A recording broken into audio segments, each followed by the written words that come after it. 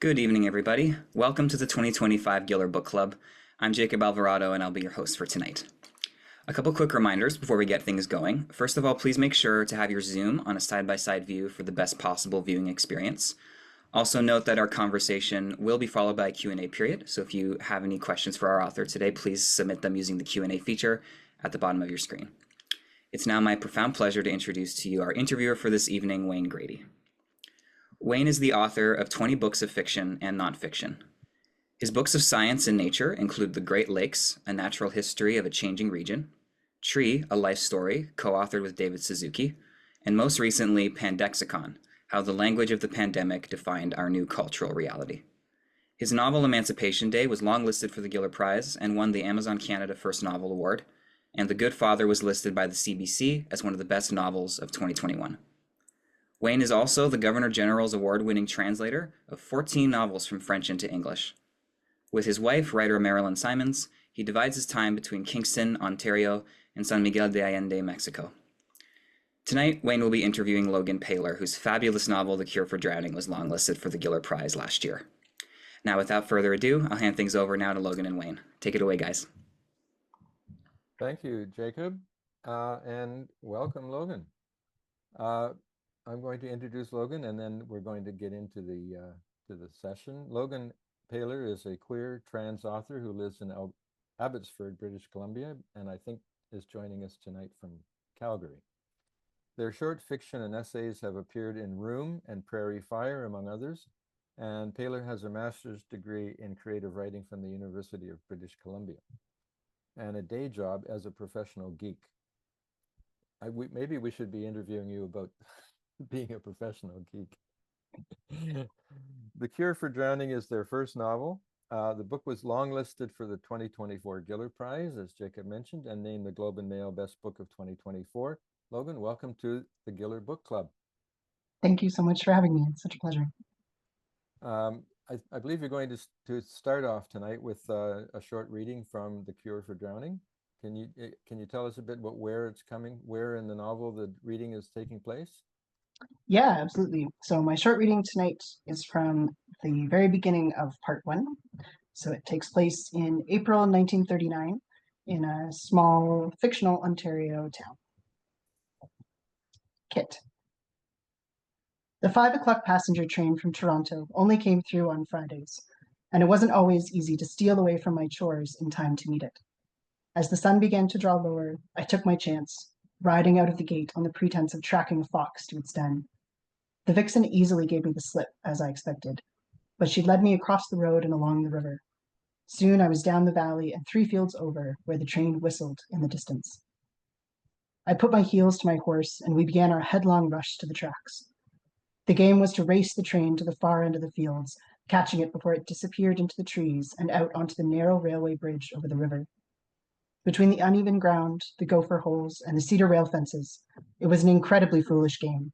But my horse, Rat, and I had been playing it since he was a half-broke yearling, and I was barely tall enough to reach his withers. We had never managed to win, and yet I hoped that one day we would, and some small part of me would be caught by the train and carried away, flying out across the country to the furthest edges of the continent. I would be able to close my eyes and be anywhere but here with just a wish. The train whistled, and I took it as a challenge. Rat jumped the first fence with a practiced surge of muscles, me floating on his back like a dandelion wisp. He got his hooves under him, and we pushed forward, gaining on the train a little at a time. The second fence appeared in the distance, a little taller and with the top rail grown rickety from the number of times we clipped it on the way over. The passenger cars seemed motionless alongside us, as though the train and the horse and I were standing still while the landscape rushed past beneath us. In one window, I saw a watery smudge of brown and gray that was my reflection. In the center of it was a face pressed against the glass. I caught the impression of dark hair under a hat, wide, intelligent eyes, not frightened, but curious, a mouth hidden in the reflection of the field, her hand instinctively rising up towards the window. Thank you. That gives us a great sense of the magnitude of the book, because the two main characters appear in that opening, although we don't know that the woman, that the figure in the window is the second character, the second main character of the novel. It goes on to follow 14 years in the lives of its two main characters, Kit McNair and Rebekah Kromer. It begins, as you said, in 1939. In other words, just before the Second World War. It starts out in the fictional town of Hereford it's fictional, but it's sort of situated a little bit north of somewhere near Orangeville. Yep. But it moves on to, in part two, it moves on to wartime England, which is a big section of the book. And I think I wouldn't say it's exactly that it's a war novel. Would you say that? I didn't conceive of it as a war novel, certainly, when I first started out, though I have seen it shelved under World War II fiction in bookstores. Yeah. No bombers in the cover, though, eh? No, that was nixed early on.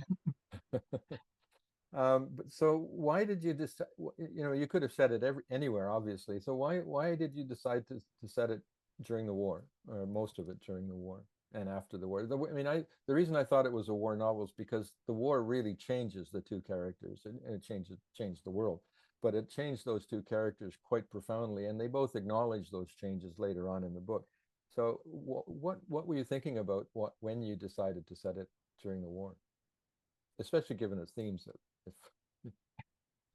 Yeah, for not being a war novel, it has a lot of war in it, doesn't it? Yeah, exactly.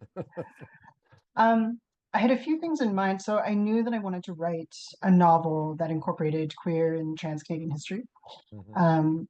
And when I was looking for kind of doing broad research and looking for the right kind of time and place that would be appropriate for it, one of the biggest things about the Second World War for Canada is that it was one of the biggest movements of people across the country and, of course, overseas in the entire century. And so there were many people, especially working class and lower class people, for whom joining the war enabled them to travel much further than they ever would have in their lifetimes otherwise. And as part of that, you had people meeting who otherwise, would never have crossed paths, except that they were in the same regiment or they were in the same bomber squadron and so on. So as a result, we sort of saw this big mixing of both classes and backgrounds and languages that really hadn't been seen since the Great War. And along with that came more opportunities for kind of queer community to form and for people to meet each other. And so when I was looking for a time and place in history that would sort of have made sense for Kit and Rebekah to have met sort of logically, the Second World War is the place that presented itself. Right, because people were really thrown together quite suddenly and quite intimately, just even in the sense of being in an aircraft, the air crew, in ways that haven't happened in a lot of times. That's quite interesting. Although one of the things I've noticed in a lot of contemporary novels, or many contemporary novels, is what I call contemporary anachronisms. So that intentional in the sense that they're not accidental. People know that the writers know that they're putting something into a novel at a time that it probably wouldn't have happened that way, but it seems to form a link between the present and the past in a way that quite a subtle way. And in your case, you have Rebekah referring to Kit as they and them, and I'm not exactly sure, correct me if I'm wrong, but I think that would not have happened in 1943. What were you thinking how did you come to that decision to have Rebekah use those pronouns, contemporary pronouns? Yeah, it was certainly a very considered decision. So the use of singular they, them has been in and among the English language since Chaucer. And it's sort of come up at different times in history as personal pronouns. So I'm thinking specifically of the public universal friend in America in the late 1800s. But in terms of sort of common use, no, that would not have been a very common thing to see in the 1940s. Although with so little of private history of queer and transgender people existing, I think there does remain a sort of window of possibility that in private life, there were relationships like that where people may have negotiated different identities and perhaps.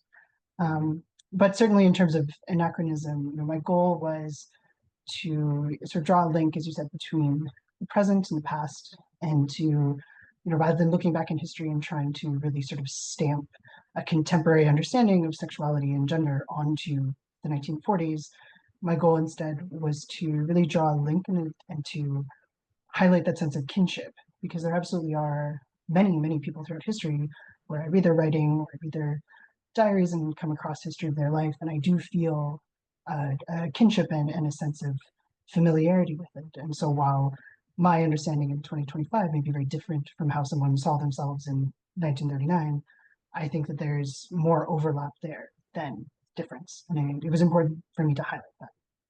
Right. It certainly has been a century of movement and disruption and uprooting, and in times of like that, I think people seek out intimate relationships in a way that they might, especially when they get out of rural Ontario. There are two passages early on in the book that sort of introduce themes and ideas and concepts that keep recurring throughout the book in a very interesting way, and often in a very they recur at important parts and important places in the novel. One of them, I'd like to talk a little bit about the novel Kitty Foyle, written by American novelist Christopher Morley.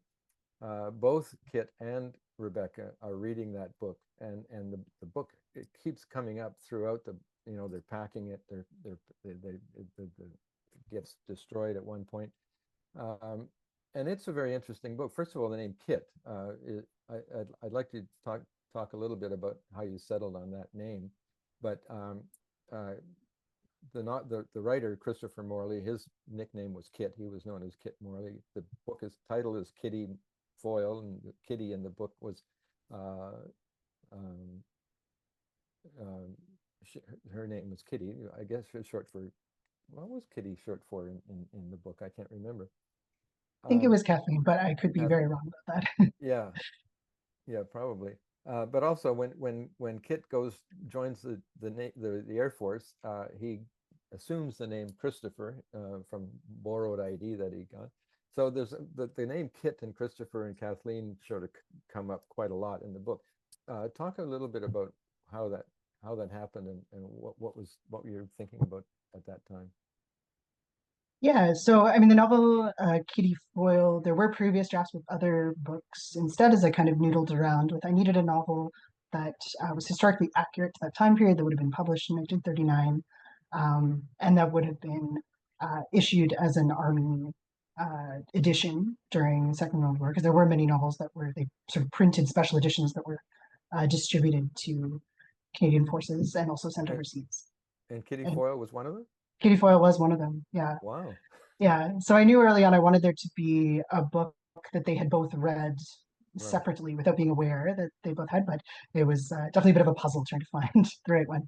And I settled on Kitty Foyle both because it fit those criteria, but also, at the time, the novel caused a big sensation, and then sort of even more when the film version came out, for a number of reasons, but partly because it discussed a relationship that crossed quite a wide class difference.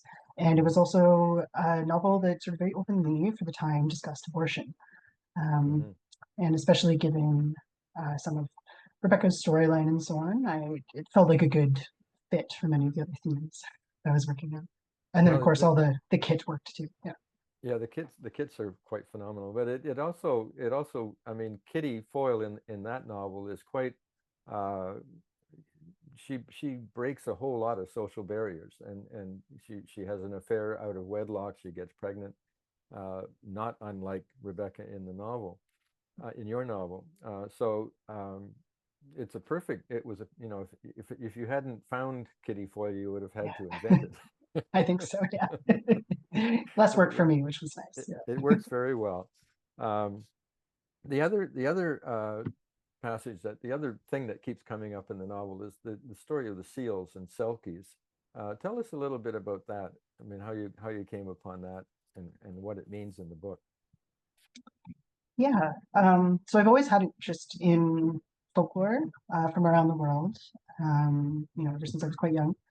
But certainly, as I started looking for ways to incorporate kind of magic or magic realism into this novel and where elements of the supernatural could come from, I looked to my own Scots-Irish heritage for inspiration. And the story of the Selkie wife has always been one that has fascinated me because it exists in so many different forms across Ireland, Scotland, through Scandinavia. There are a few versions as well that you'll find in sort of northern indigenous cultures as well.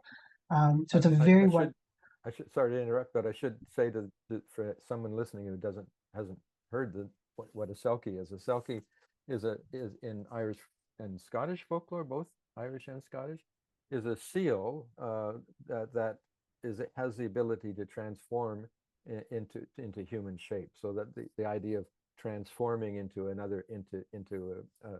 different body is sort of relevant to your novel, but it's also as you say, magic realism and anyway, go ahead. Back to you. Yes, no, thank you. Yes, so a Selkie, this is a seal who can transform into a person and back. And in many of the stories, versions of that myth are quite violent and involve sort of the capture and kidnapping of a seal wife, and often end like quite tragically. But the sort of more versions I read of this, there are other versions that are not destined to end so badly. And one of the things that I'm most fascinated with when it comes to folklore is how much the story changes depending on not only who is telling it, but also who we consider the protagonist to be. So in many of the traditional retellings of the Selkie wife, the fisherman is considered to be the protagonist and it is his tragedy. But I was much more interested in sort of recreating that myth and sort of reimagining it from the Selkie's point of view, and then later from other characters and so on. And certainly, yes, as I was looking for folklore that would tie into not only the magic that I was interested in exploring, but also themes of like transformation and identity, and what does it mean to be the tellers of our own stories, and what does it mean to tell a story in resistance to a more dominant tale that is perhaps told more widely. And the Selkie myth kind of fit right into all of that. Yeah, one of the great things about folktales is that they change every telling. Every teller has their own version of it. And in fact, that's encouraged in many cultures that the teller change the story or add something to the story to make it their own. Also the Selkie does come into play in terms of the title, right? Because the Selkie does save a seal can and has in some versions of the story saved people from drowning. So how did you come up? How did that work? Tell us about the title and how that worked for you? Titles, I know titles are impossible. Yeah. They're the last thing you want to you sort of figure out how you came up with it. But I'd be interested to know how you came up with that title. Did you start with it or did it come up at the end? I didn't start with it. I had a series of working titles because sort of, as you say, every time I started thinking about a title, it got too overwhelming, and then I just would slap something else on top of the manuscript and keep going. Right.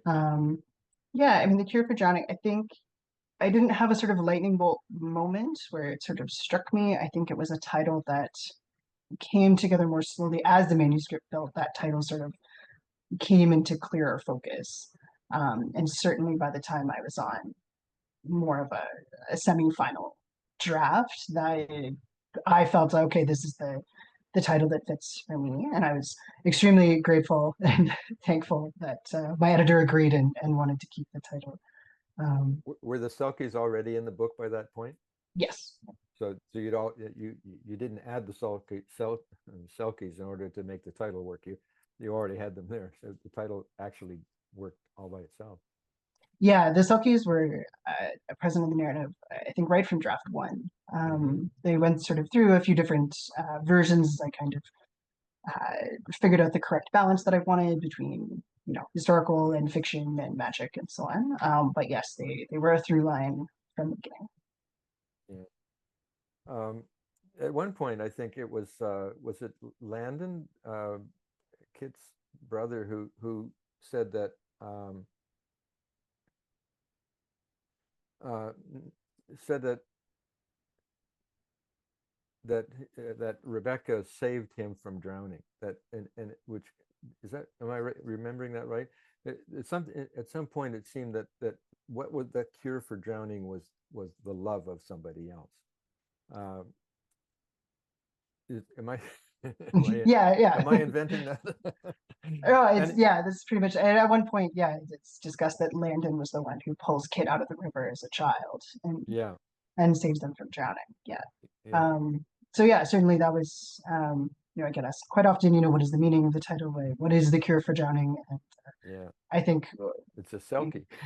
yeah, I mean, possibly. I certainly think a lot about how, drowning can happen on many levels, and we can literally drown, but we can also drown in loneliness or anger or sorrow. And in my opinion, the cure for drowning is our connections with other people. So as you say, it is love. It is, what we're willing to do for others in the community that we build for ourselves. Right. So yeah, Landon, for better or worse, is also included in that community. Yeah, well, I think the novel is, I said earlier that it's not exactly a war novel, but and I think you're right. It's a great way of saying it. It's a novel in which war plays a big part, but it's not a war novel. But I think it, it the other, what plays the real big part in that novel, in your novel, is different kinds of love. It's I found it really a novel about love and the love of families, members of families, right from between siblings as well as from grandparents and grandchildren. Um, Love of individuals in a, as we talked about earlier, in a bomber situation for a flight crew.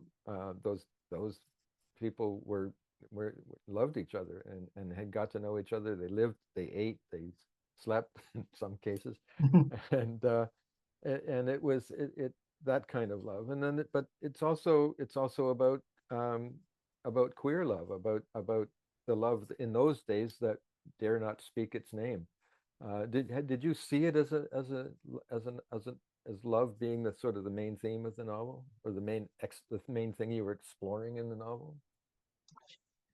Eventually, yes. I certainly didn't set out to write like a queer romance novel or a novel about love, but I certainly reached the end of kind of a middle stage draft and went, well, no, yep, this is a novel about love. I guess I better just lean in. Okay. But yeah, certainly the romantic relationship between Kit and Rebekah was central. It was there from the very beginning. Um, and it was very important to me to show a relationship like that, because there were many that thrived kind of below the radar in those days, and it wasn't always easy, So to speak. so to speak. Yeah. And it wasn't always easy, but there was resilience and care and continuity there, and so it was really important to me to really sort of bring that out from sort of the more margins of history, and to show how many commonalities there would have been between a relationship like that in the 40s and relationships that we see today. Yeah, yeah. I want to go back to a little bit to what you to the idea of drowning, and at the very beginning of the novel. And I don't want to give too much away, but I think if I give the first 20 pages away, it won't That's be. fine. The Kit drowns essentially. She falls through the ice into a river, and is down there long enough, and the water is cold enough that everyone assumes when they pull her out, when I guess her brother pulls her out, that she's dead, and they carry her home anyway, and they um, she's she's she's she essentially miraculously comes back to life after being, quote, dead for what, 24 hours or quite a while, a day, or at least a day or more. But they thaw her out, and she comes back to life. Now this, and I want to talk about magic realism a little bit more later on too. But that that is why what made me think that it was Caroline, her mother's love, that really brought her back to life. And so that was the cure for drowning in that sense. Is that how you saw it too? Yeah, I mean, I absolutely love that interpretation. I think the way I thought about the opening scene and Kit's drowning experience when I started writing the novel versus how I felt sort of in the final drafts, like that really shifted over time. And so for me, I think there are as many versions of that scene as there are readers. So whether you want to read it and see it as, yes, this is a child who falls through the ice, drowns, and is brought back to life by supernatural means or by, the love of her mother and her family not giving up on her. Whether Or you just see not it, giving up. Yeah. yeah, whether you see it as a kind of outlying scientific miracle, because there are exceptional cases where people do go into deep hypothermic shock and then do recover, but they appear dead for a while. Is that part of That your research? Did you come across stories like that? Yeah, there are a few. Certainly, the further back you go in history, the more sort of anecdotal they become. Yeah. But there absolutely were extreme cases where, yeah, people were often involving water, but that had gone into hypothermic shock, were brought home, especially in isolated places where there wasn't necessarily a doctor to hand to sort of Hmm. proclaim things one way or the other. So these people were assumed to be dead and then would sort of, miraculously awaken a few hours later once they'd warmed up. Hmm. And yeah, and so And whether, hopefully before they're buried. yes, well, ideally. Um, and so, yeah, I think whether you read kids drowning as a literal or metaphorical, resurrection from death, it certainly sets into motion the fact that like this child comes back changed. They are not the same person they necessarily were when they went through the ice, and it kind of goes from there. Well, and one of the ways that they're changed is that they can hear voices. They can hear. I don't know what they hear. But they hear voices in the water. They hear spirits talking to them.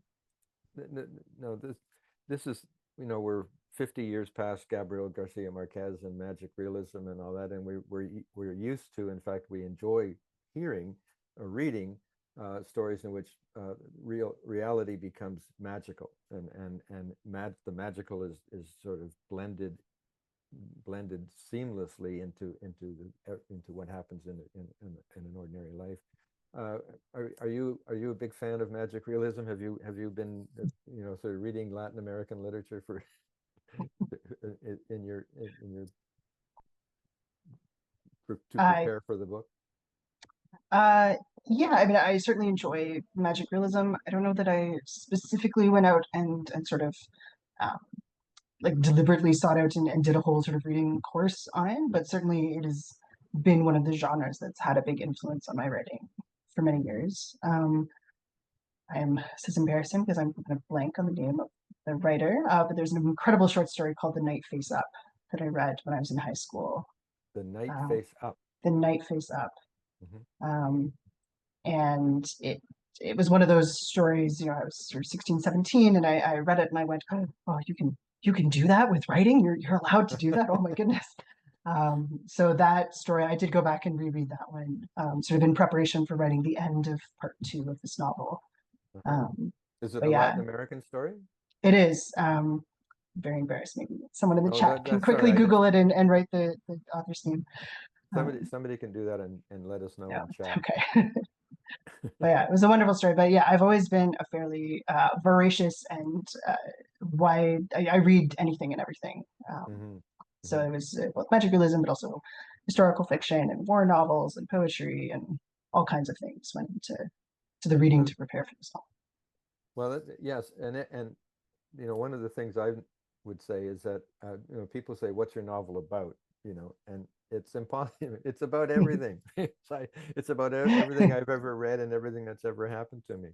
And in your novel, it really, I mean, in those 14 years, just about everything happens to those people, right? They go through a war.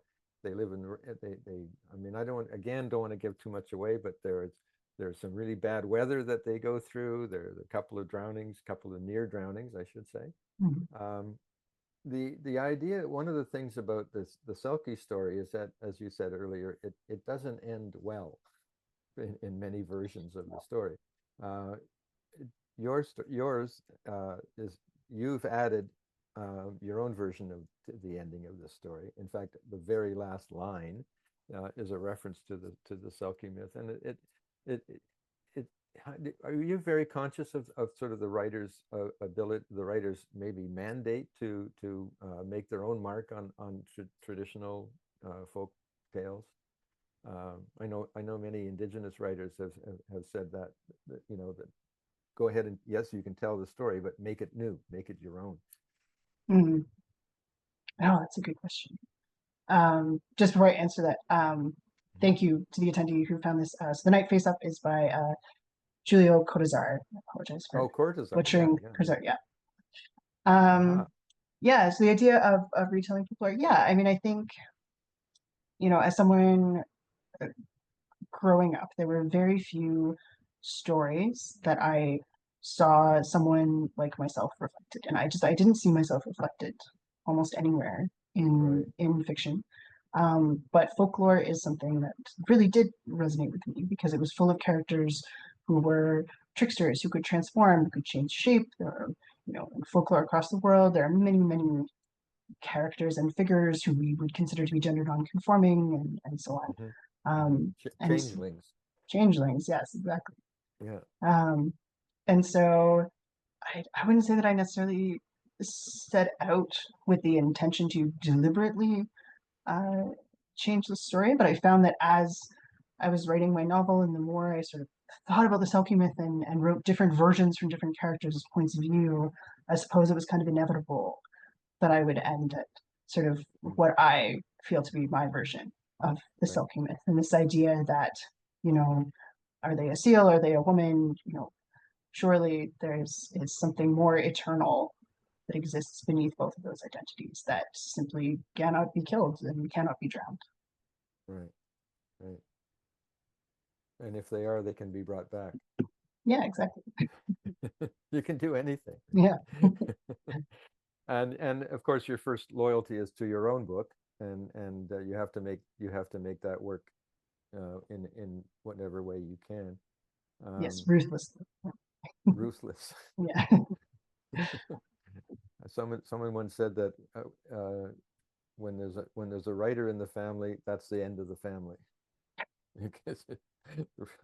I believe many members of my family are in the audience tonight, so I suppose that is a warning to everyone.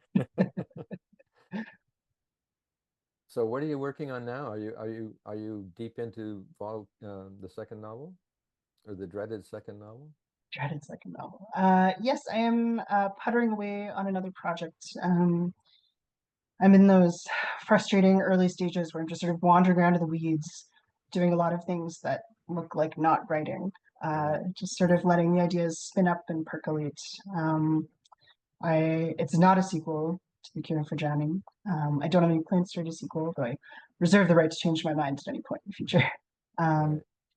But yeah, I think right now mostly I'm doing a lot of reading and a lot of dictating voice notes to myself, and, you know, writing all those early parts of a first draft that are just the scaffolding to get you to the actual good stuff. So it's the discouraging swamp start, I think. I hate that. So I hate yeah, that it's feeling. tough.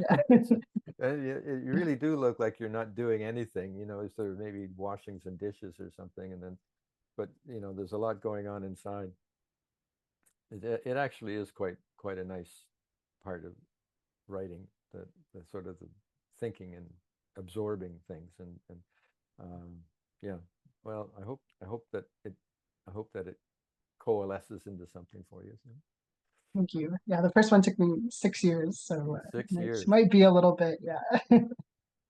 How many drafts? Oh, I lost count after 15. Yeah, certain scenes took even more than that, but I think there were 15 official numbered drafts at least. Did you have much help from an editor? I don't know who's publishing your book. I have a digital version. I didn't get a hardcover yet. Yeah, it was published through Random House Canada. And my editor was the incredible Anne Collins. who truly understood this novel better than I ever could. And during our very first phone call together, she sort of went through and asked me about all the exact weak points in the manuscript that I was really hoping she wouldn't ask me about. And that's when I knew that she was the right person and that this was going to work well. So she was absolutely phenomenal and a vital part of the novel that you now hold in your hands. Without her, it would not have made it to this stage at all. She was so insightful. That's great. There are a lot of writers in Canada who can say exactly that. Yeah, she's an absolute legend. It's interesting.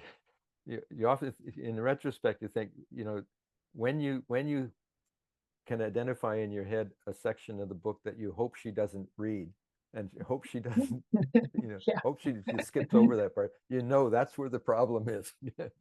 Go right there.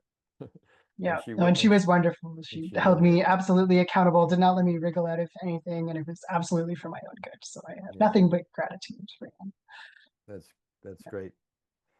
If we have any questions from the audience, I'd be happy to pass them on to you. I don't know how I can do that. I just clicked into the question and answer at the bottom. Yeah, the Q&A. Oh yes, and I should remind people that if they have questions to put them up on the Q&A. And I see there are some. Okay, that was the Julio Cortázar help that we got.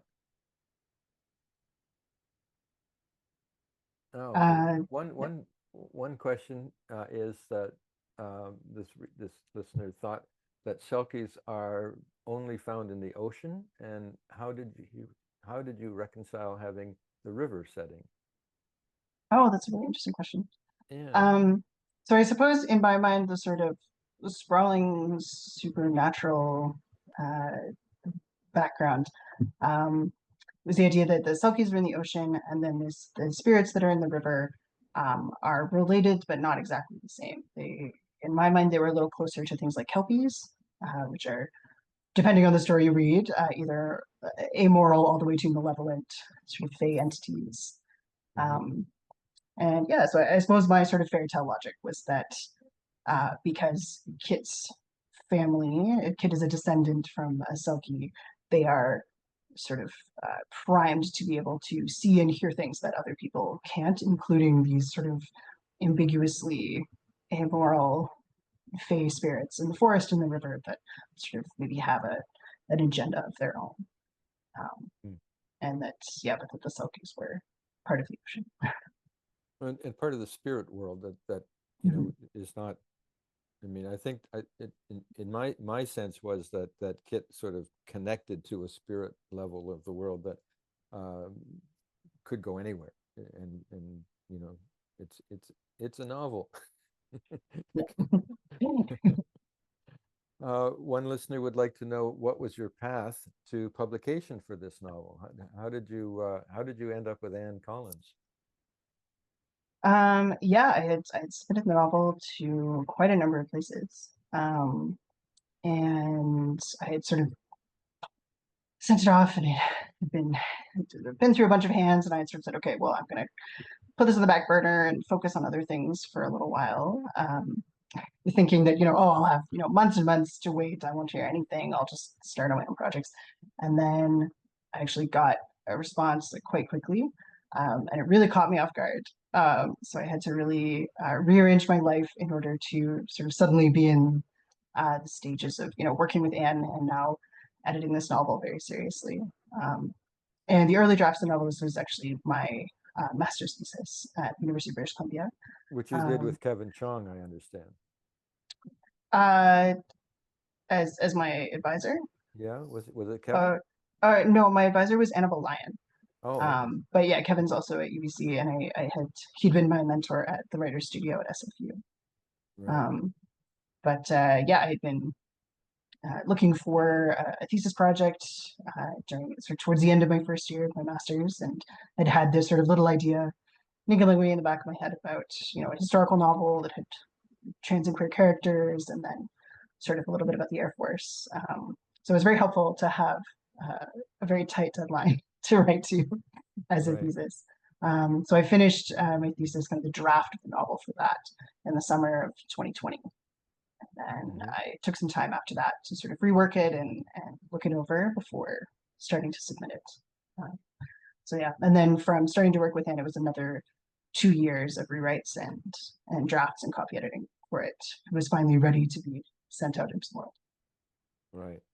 5 or 6 years is not unusual to work on a book, and 15 drafts is not, believe me. So you worked for 2 years with Anne and went through several drafts with her. Yeah. Oh yes, absolutely. Yeah, the manuscript that we started with and the published novel that ended up on shelves are very, very different entities, thanks to her. Yeah. Going on to another question, and this is something that I was interested in too. An anonymous attendee says that my favorite chapter is the one where Kit and Rebekah's perspectives merge. How did you come up with that? I think they're talking about when Rebekah's giving birth at the same time that Kit is in a plane that's crashing. I'm giving away a bit of the plot, but that again, that's the magic realism thing, sort of coming, sort of two things happening at the same time, and you actually write it in a way that makes it as if both things are happening to both people at the same time. How did that work? How did that come up? Yeah, I think that was the part of the book that probably took the most work in drafting stages. I must say it works perfectly. I mean, there's Thank no you. jarring note in there at all. It's great. Thank you. I'm relieved that the final version reads seamlessly because the early drafts were a hot mess. So yeah, I'd really that chapter is an example of the magic is in the edits and the editing. Right. And yeah, I knew that I wanted their perspectives to merge. I really wanted there to be this big climactic moment at the end of part 2. And I went through a few different iterations before I settled on having the birth scene and the plane at the same time. But yeah, it was just really, as I went through the drafts, I kept sort of returning to like, okay, how can I sort of punch up the weirdness of this? How can I make it stranger and more bizarre and more sort of reality bending until we ended up with what we have. Right. There's a lot of water imagery in the novel. For a novel that starts out in sort of dry central Ontario, oceans and rivers and well, several oceans, 2 oceans at least, play big parts in that. That's obviously deliberate. I mean, what does the water represent for you in the novel? It started very organically.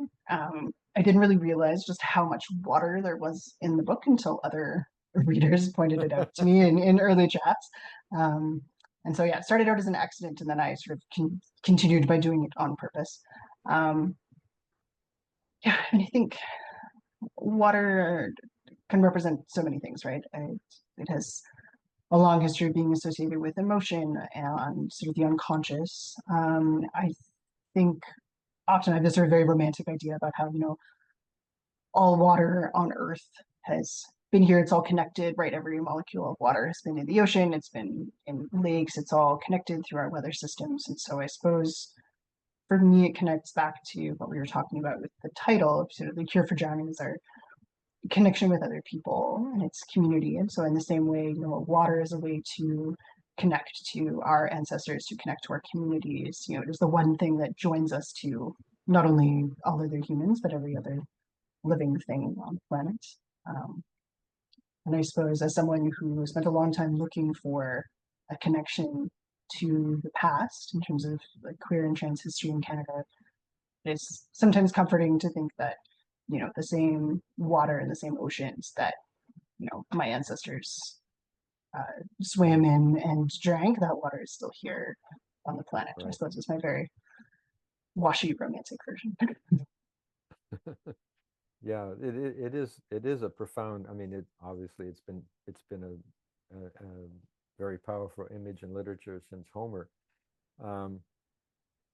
And like you say, it's interesting the way that you can work on a novel for 6 years and not notice that there's a lot of water imagery in it until somebody points it out. There's Mhm. often it's often, you know, the way that it's always good to have another pair of eyes looking at it. Anne, as you mentioned, Absolutely. is really good at that. Um, any other things that Anne pointed out that you hadn't that you hadn't noticed? Oh, so many things. We had uh, a very long email chain about the correct construction repair of cedar rail fences in southern Ontario in the Ah, 1940s. oh I've yeah. saved that email. It's one of my favorites. It was brilliant. The wire, using the Yeah, wire. Yeah. Yeah. yeah, the wire and the correct construction and what tools. She was brilliant at looking, especially writing in such a location-specific novel, sort of in that part of Ontario. She was Yeah. meticulous about, sorry, Go ahead. No, go ahead. she was meticulous about pointing out, actually turkey vultures weren't introduced to Ontario until, after 1950, so you got to pick a different animal there. And also, oh, like that flower definitely wouldn't be blooming in April, and oh, that I Wow. don't think that would be here. So yeah, all of those So she did some really, fact checking as well. Yeah. yes, she was incredible. So I'm very grateful to her for bringing all of the setting details are meticulously researched, and any mistakes that remain are entirely my own. So what is your connection with Central Ontario or Central Southern Ontario, with that part of Ontario? You described Uh, it really well. One of the questions, one of the listeners said the one thing I loved about the novel was how beautiful and vivid the descriptions of the Southern Ontario landscapes were. And I agree. Are you from Central Ontario? Are you from that part of Ontario? Yeah, so I grew up in Southern Ontario. Oh, okay. And since then I've lived in Quebec, and now I've lived on the West Coast for almost 14 years now, which is hard to believe. Wow. But yeah, all of my formative years were in Southern Ontario. And so while I didn't live in Dufferin County, sort of in close to Orangeville, it is a place that I visited fairly often. Mhm. And I was certainly a very weird kid who spent a lot of time wandering around in the forest. My parents Sorry, have what? a farm, wandering out of the forest Oh, the around my forest. parents' farm. Hmm. So I have a lot of sort of very vivid memories of nature and being outside in all seasons in that part of Hmm. the world. So I was certainly channeling a lot of that when I was creating scenes in this novel. Right. Well, I also grew up in that part of Ontario, in the Simcoe County, that area. But having moved there from the city, Mhm. and then moved out to the country, I don't know if that's your case, but the idea of moving into an area from another area when you're that age, I was 8 years old or something, is suddenly you just absorb everything.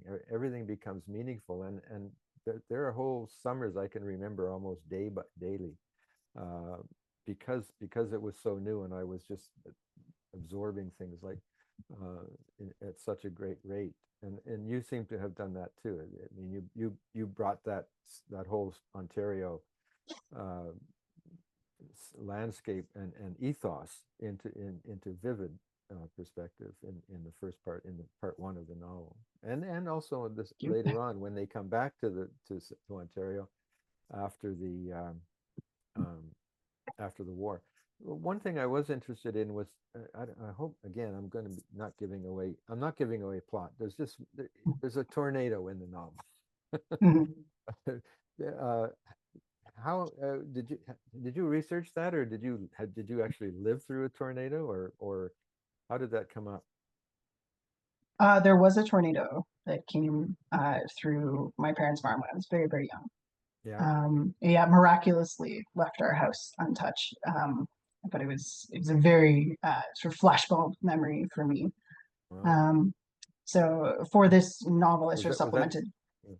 Sorry. No, sorry. Yeah, I'm trying to think of when that might have been, because Uh, oh goodness, I was probably around 1985, maybe a 85, little 95, 95. Right. 95. Okay. Um, and so while tornadoes are certainly becoming more frequent in that part Hmm. of Southern Ontario, at the time it was a very sort of unusual and freak event that happened. Um, so yeah, in preparation for writing those scenes, I sort of drew on my own memories, but I also like went and did more research about tornadoes and especially, how they form in Southern Ontario and stuff like that. So it was an amalgamation of research and personal experience. Yeah. Well, there's a lot happens in the book, as in those 14 years, a lot happens, and it all ties very well together. One of the questions from one of the listeners is how you write from both in both characters, alternate voices, Kit and Rebekah, and both in the first person. How did that evolve? Was that just the way you started, or did you try different third person, close third, all those other omniscient narrators forms, etc.?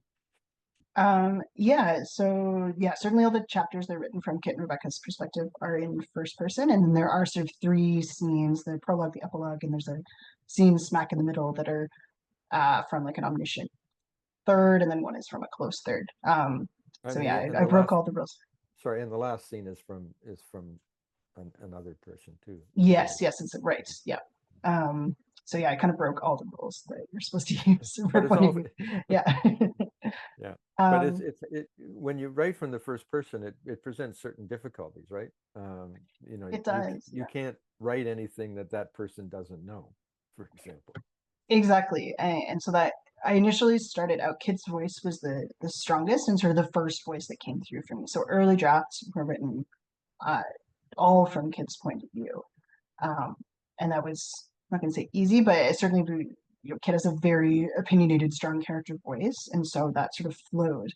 But yeah, I realized relatively quickly that exactly, as you say, that limitation of, writing in first person, the reader only knows what the character knows. And especially writing sort of historical transgender non-conforming character, it was really important to me that there also be someone else in the novel who could be not only a complete protagonist in her own right, as Rebekah is, but also kind of a loving witness to Kit's journey. Mm-hmm. And that it really required those two voices, both for Kit's journey, but also to kind of make the relationship and the romance between them as believable as possible. And then the more I wrote Rebekah, the more I fell, honestly, completely in love with her too.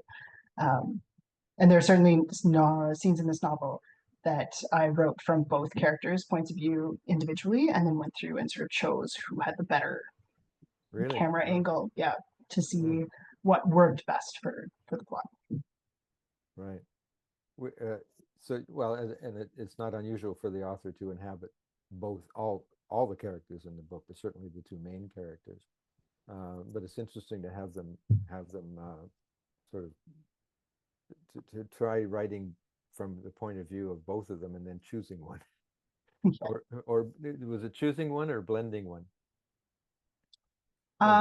Blending the two together.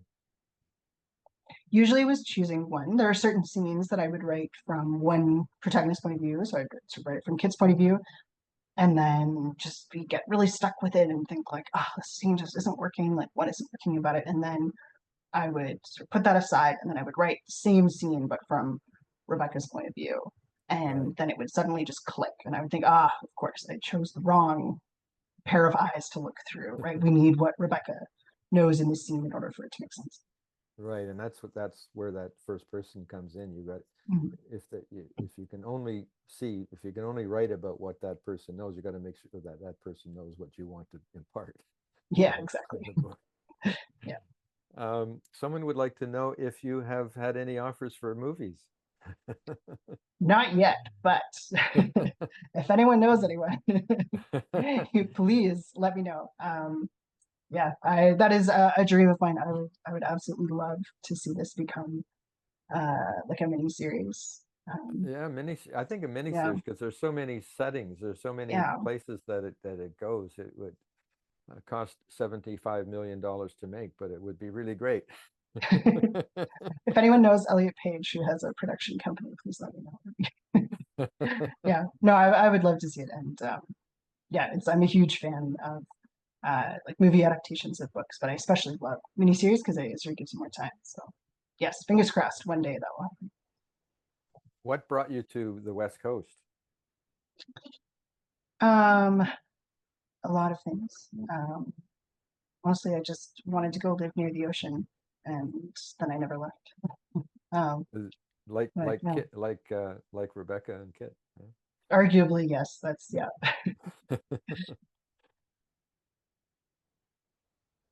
Yeah, sorry. No, go ahead. No.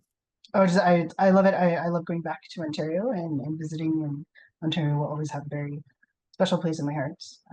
But I think, yeah, West Coast is a wonderful home to have. And it's also, it seems to me, a favorable place to write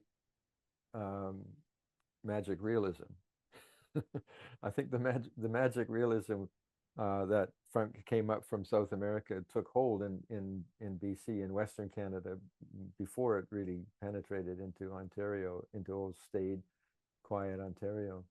That's a good point. Do you find that? Do you find it easier to write there? The kind of you find it freer to write in the West Coast, like in the newer part of Canada?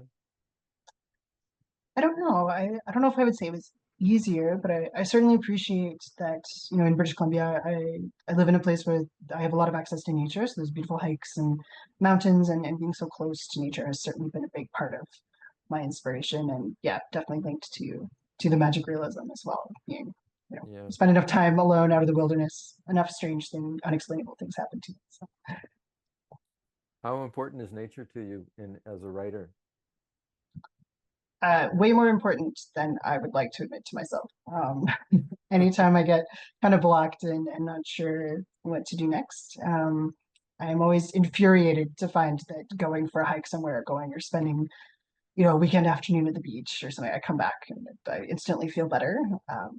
So it's that frustration of knowing exactly what I need and then not doing it. Right. But yeah, very important. Right.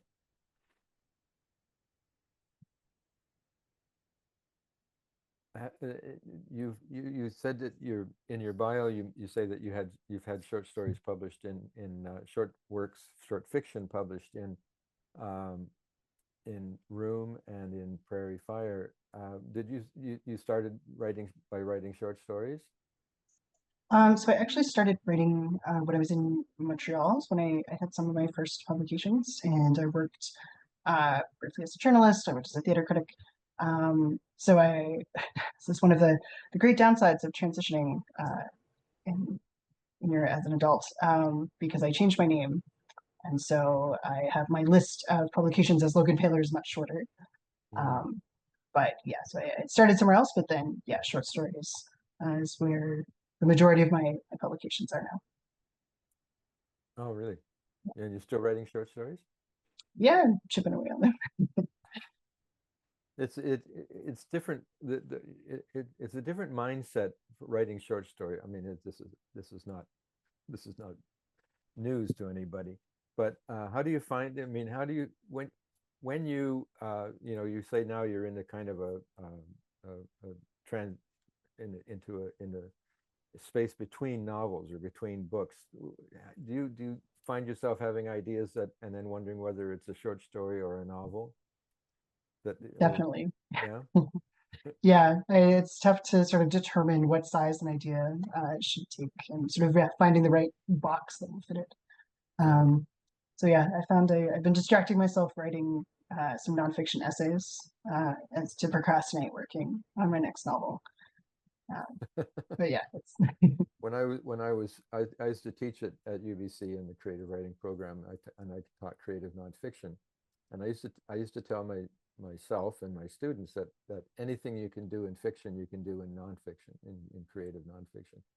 Now that I've written some novels, I no longer believe that. I think that's fair. Yeah.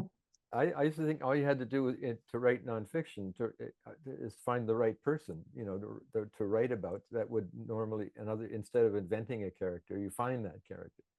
But of course, it doesn't work that way. When I didn't find it. Did you find it? I wish it was that easy, but that has not been my experience either. No. What kind of creative nonfiction do you find yourself tempted to write? Nature, natural? history or? Mostly it's been travel essays, and a few sort of personal essays, narrative essays, but I do have some more yeah, nature and natural history ones in the works. So hopefully I can get those into a better form and get them out into the world somehow. Yeah, yeah. Well, a book. There's a book coming. I think I'm just looking to see if there are other questions. Oh, there's Jacob. Yeah, sorry to cut you off, guys, but the hour is up. Thank you both so much for doing this. This was an amazing conversation. Just before I give closing remarks for tonight, I was wondering if you guys could each give a quick book reminder or a book recommendation for us. Sure. Sure. Wayne, do you want to go first? Yes, well, the only one of the books that I kept thinking of as I was reading your book was Michael Ondaatje's, um, the name of which is not jumping to me. The English Patient. Thank you. Because of the war and because of the just the sort of it seemed to have especially the war section, but other places in the book seem to have that same atmosphere as The English Patient, which was another great novel. So that was what I think of it, when I was reading it. Oh, Your turn. that's a high compliment. Thank you. Wow, well deserved. My recommendation, if you like queer historical fiction, I would highly recommend Confessions of a Fox by Jordi Rosenberg. It is an incredible novel. I absolutely loved it from beginning to end, and everyone should read it. Okay, great. Thank you guys so much. So just before we get going tonight, if anybody knows anyone who couldn't make it this evening, please let them know that this interview will be up on our YouTube page within the next couple of days or so. Please also join us in 2 weeks' time for our final Giller Book Club of 2025. It's happening on Wednesday, May 14th. We're going to hear from writer Charlotte Gray, who's interviewing Jane Urquhart about Jane's long-listed novel, In Winter I Get Up at Night. If you've already joined our mailing list, then you'll be sent a registration link direct to your inbox. But if you haven't done that yet, please make sure you head over to gillerprize.ca to sign up. Thank you all so much for joining us. Have a wonderful rest of your evening. Take care, everybody. Thank you.